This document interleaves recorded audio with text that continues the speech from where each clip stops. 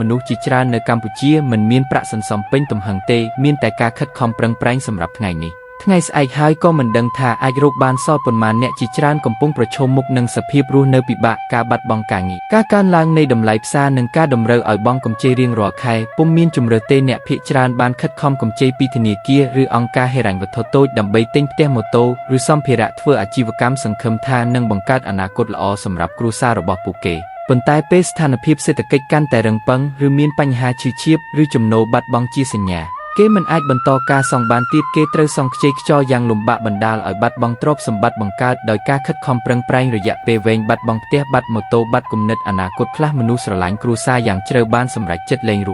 ស់គេគិតថាជីវិតខ្លួនគ្មានតម្លៃទៀតហើយជាក់ស្ដែងបញ្ហាជីវភាពនាំឲ្យមនុស្សខ្លះបាត់ស្មារតីបាត់សុភមង្គលនិងមិនអាចដឹងទិសដៅនៃជីវិតនាពេលក្រោយទេប៉ុន្តែទោះបីជាវាគឺជាស្ថានភាពពិបាកក៏ដោយយើងមិនអាចប្រឈមមុខវាដោយចាញ់ចិត្តបានទេសង្គមខ្មែរមានប្រជាជនខិតខំជាច្រើនដែលសង្ឃឹមថានឹងក្លាយជាមនុស្សជោគជ័យក្នុងថ្ងៃមួយខាងមុខទោះបីជាយើងបរាជ័យច្រើនដងក៏ដោយអូនធ្វើព័ត៌មានផងអូនលក់គ្រឿងអលង្ការផងបាទបងប្អូនគ្រប់គ្រងជួយទិញប្អូនម្នាក់មួយខ្សែផងដើម្បីគ្រប់គ្រងប្អូនធ្វើវីដេអូឲ្យបងប្អូនពុកម៉ែទស្សនានៅក្នុងប្រទេសកម្ពុជាយើងនិងនៅលើពិភពលោកផងដែរបាទអរគុណ